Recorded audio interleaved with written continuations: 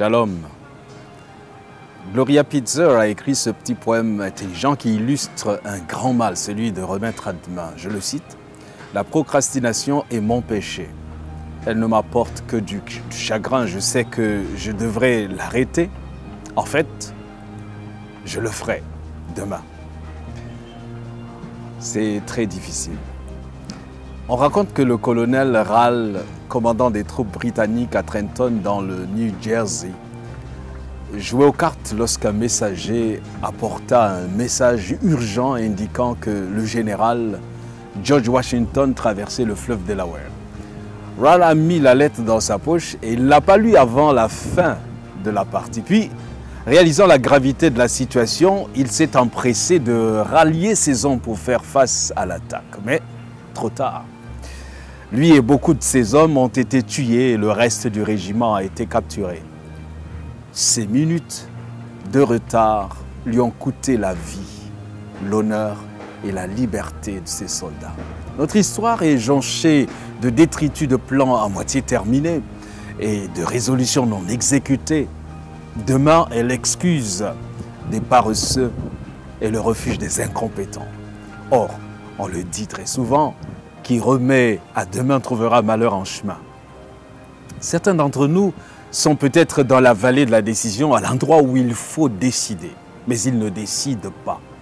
C'est la procrastination. Un problème auquel tous nous sommes confrontés, mais à des degrés divers. La Bible dit que la procrastination finit par entraîner la pauvreté dans toute la vie, dans tous les domaines de notre vie. Dieu veut nous en libérer. Mais quelles en sont vraiment les causes? Quelles sont les causes de la procrastination? Il y en a au moins 5. La première est l'indécision. La deuxième cause est le perfectionnisme. On s'est fixé des moments et des normes si élevées qu'on se dit qu'on ne peut pas y arriver. Alors, on ne commence jamais. La troisième cause est la peur. Dès que nous avons peur de quelque chose, nous avons tendance à remettre la chose plus tard. La peur peut nous empêcher de passer ce coup de fil difficile, de prendre ce rendez-vous avec un conseiller, de partager notre foi, de poursuivre notre rêve. La quatrième cause est la résistance passive. Les enfants le font tout le temps.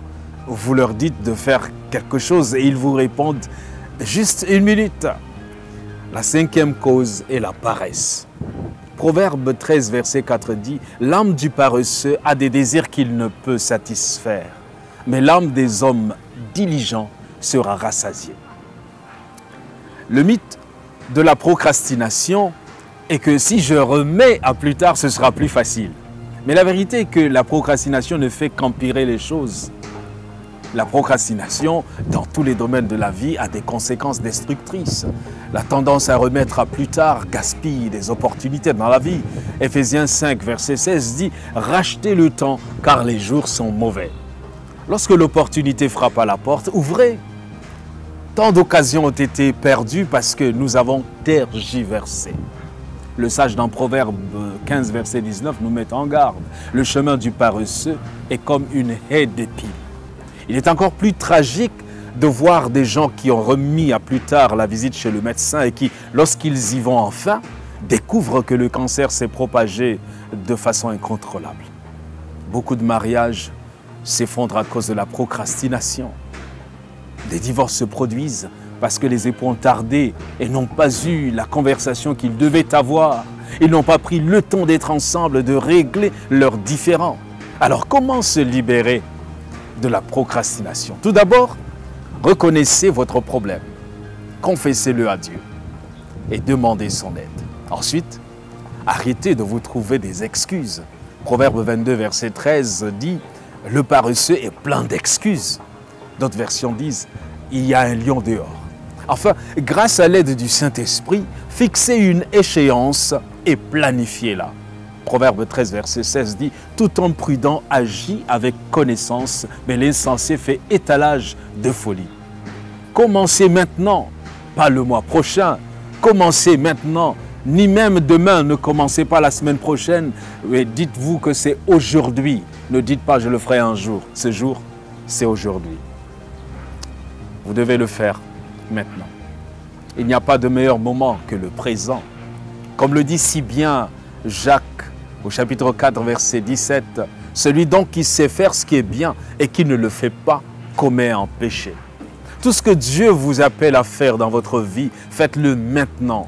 Si vous devez changer quelque chose dans votre vie, faites-le maintenant.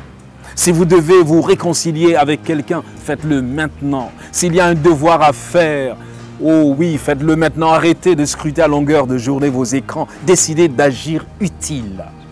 Si vous devez réaliser un rêve, abandonner une mauvaise habitude ou même vous débarrasser d'une dette, commencez dès maintenant. Et maintenant, je vais vous dire quelle est la plus dangereuse de toutes les procrastinations. C'est remettre à plus tard la décision d'accepter Jésus-Christ comme Seigneur et comme Sauveur. Ta vie est-elle en règle avec Dieu? As-tu l'assurance du salut? Veux-tu encore prolonger cette jouissance du péché? Viens à ton Sauveur tel que tu es et il est prêt à te recevoir. Aujourd'hui, si vous entendez sa voix, n'endurcissez pas vos cœurs. Revenez à Dieu et il fera de vous une nouvelle personne. Que Dieu vous bénisse.